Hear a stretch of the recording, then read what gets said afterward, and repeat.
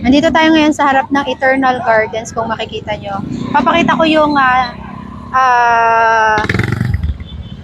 situation ng traffic dito. Ayan, ngayon ay as of 11:45 ng umaga. So almost tanghali na.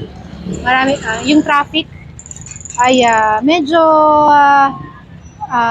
dumadaloy naman pero medyo may kasikipan dito sa harap ng Eternal Gardens at saka doon din galing ako sa Abad Cemetery kanina, medyo maskip din doon at kung makikita nyo abala yung ating mga traffic enforcers dito na nagpapadaloy ng traffic. Ngayon ito yung entrance ng Eternal, dito nakapwesto yung ating fire department, ang ating fire rescue. Mayroon din ditong emergency rescue vehicle, yung ating ambulansya.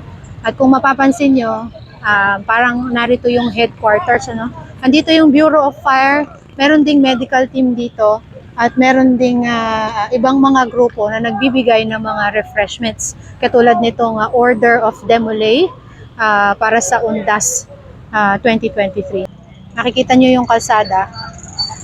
Makikita nyo dito, ito yung gawin ng bypass. No, dito sa bypass may libreng parking. Pag pumasok kayo dyan sa loob, mahaba na yung pila ng mga nakapark na sasakyan. Meron ding mga pay parking na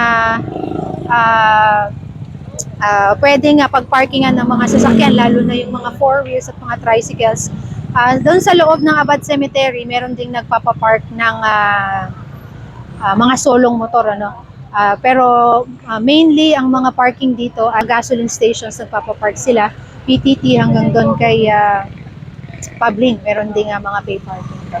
Ayan, tapos makikita nyo yung mga bumibili na ng bulaklak bago sila pumasok sa loob ng sementeryo at ialay sa kanilang mga mahal sa buhay. Ito, ayan, makikita nyo yan, yung mga nagtitinda ng bulaklak at meron na din mga bumibili. Ayan, ito meron na din yung may mga dala na ng mga bulaklak para dalhin sa kanila, sa mga puntod ng kanilang mga mahal sa buhay na yung mauna. Ayan.